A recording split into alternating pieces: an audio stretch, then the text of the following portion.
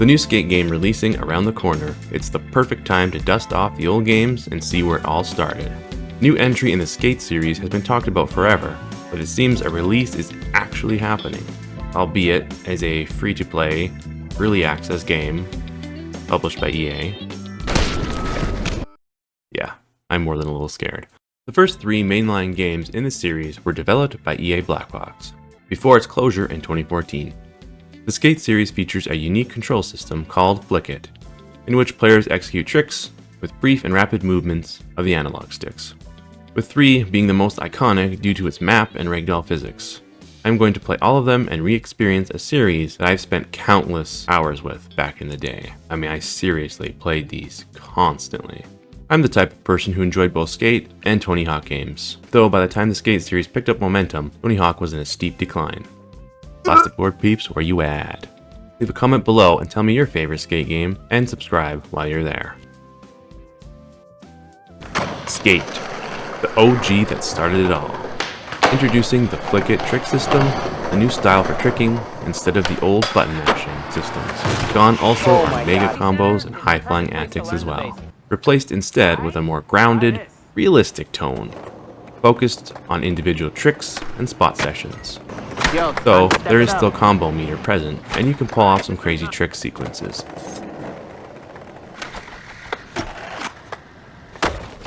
Grinds and manuals have no meter, it's all about board control and balance. The camera is at a lower angle, invoking the feel of skate videos.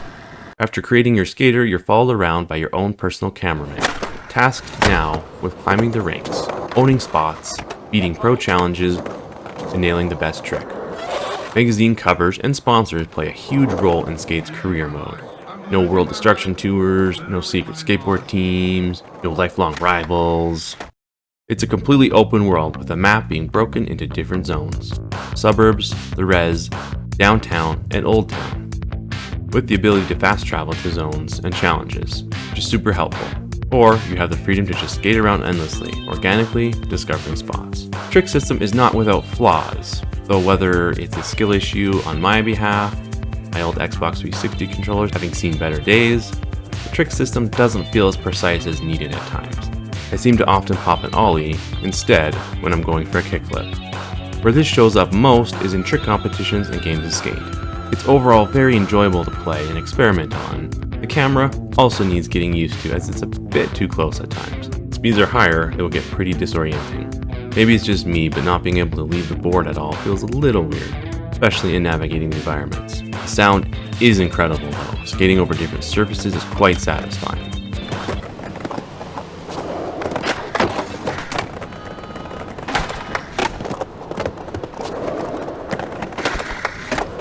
Again, the career focuses on filming and photo challenges with competitions and pro challenges. Skate feels more dated than I anticipated, but the game was released in 2007. Overall, the first entry is highly addictive with an enjoyable career path, providing hours of content. Even if the package is a little dated, it's still worth your time and a very solid first entry. Skate 2. After sales of the first game greatly exceeded expectations from EA, developer Black Box released a sequel set in the city of New San Vanelona. The city council and mega corporations have outlawed skateboarding, buying up property and skate-proofing the city. You begin the game being released from prison and create a fresh character, featuring the usual create a skater options, with the ability to create a female skater in this one. Jumping right in, you're quickly introduced to the city. The main career path is rebuilding your skater's reputation by competing in filming challenges, photo ops for magazines, competitions, races, and on-the-spot challenges. Overall visuals of the game have a more muddled sienna tint to it, and features a far less skater-friendly environment, with locks on rails, benches, and of course, lots of security guards, who won't hesitate to mess you We're all up. friends here. Whoa! Come on, let's get out of here! Whoa, dude! You also have the ability to get off your board and navigate the environment, and to also move objects like ramps and rails to aid in trick spots. Unfortunately, off-board controls and camera are quite awful, stiff and clunky. It's better to just stay on the board.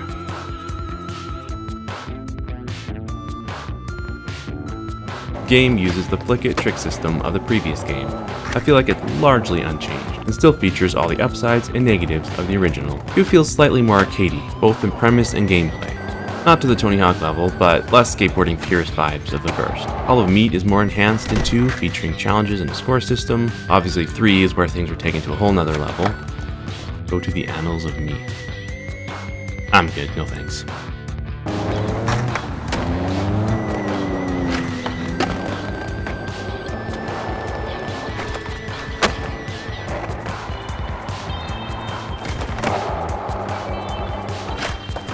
The game's map is comparable in size and features many spots and challenges.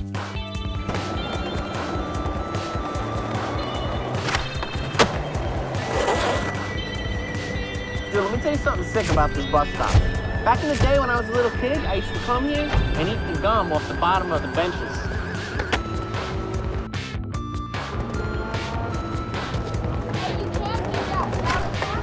Overall, I enjoyed going back to this one more than I expected. It has a lot more personality than the previous one, though it was my least favorite of the 3 back in the day. It does tell more of a story, even though it's a little corny, but maintains all the style and charm of the first. Even if it's a little less shiny this time around, the gameplay loop is still super satisfying. And Skate 2 keeps the franchise momentum going in a positive direction.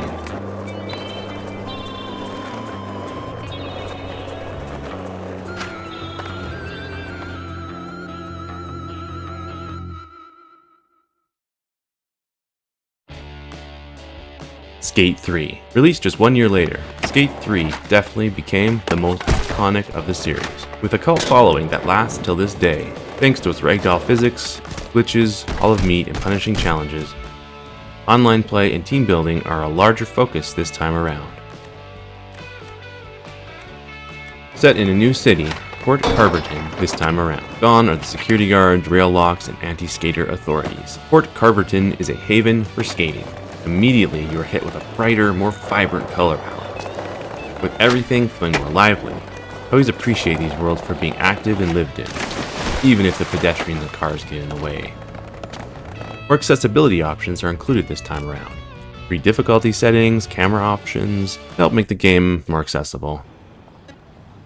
The game's career path focuses on creating a thriving skateboarding team with goals of 1 million board sales. As you complete the usual competitions, photo ops, video, and pro challenges, you continue to grow your team, both in size by adding new members and in sales. The game also features team competitions where you go head to head against other teams, as well as team filming and team photo opportunities.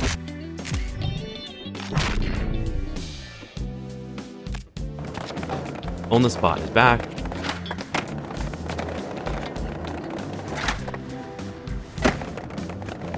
As is the very much enhanced Hall of Meat, featuring wild physics and numerous ways to control your skater for extra damage and high scores. Hall of Meat challenges are super addictive and almost become a game within a game.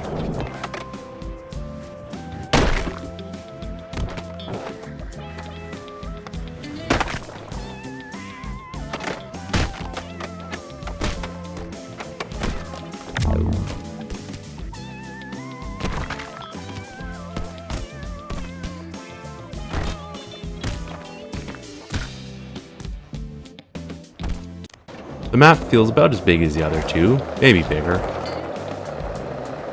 It does seem more vibrant and full, with lots of skate opportunities. Skate 3's map just has such a vibe to it. I mean, the whole game really. Downtown has all the hustle and bustle, with lots of ledges, benches, and rails to grind. An industrial zone with more rugged, rough environments, giving great opportunities for big air and high speeds.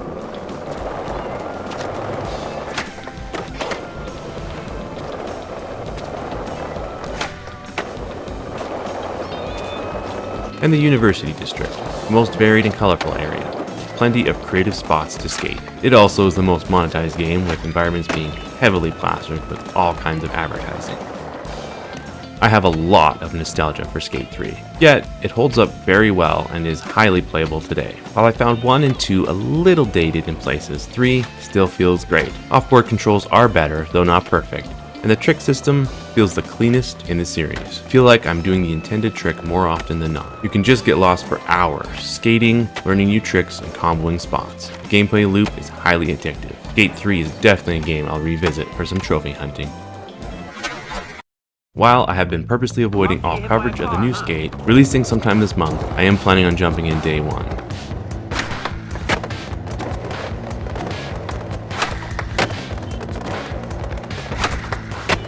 although I'm doubtful that it will recapture the fun, charm, and vibes of the originals. After spending time reacquainting myself with the series, I'm definitely anticipating trying it out, and an absolute blast revisiting some of my favorite games of a bygone era. Thanks for joining me on this nostalgic trip through the Skate series. Leave a like if you enjoyed the video, and keep grinding, bros!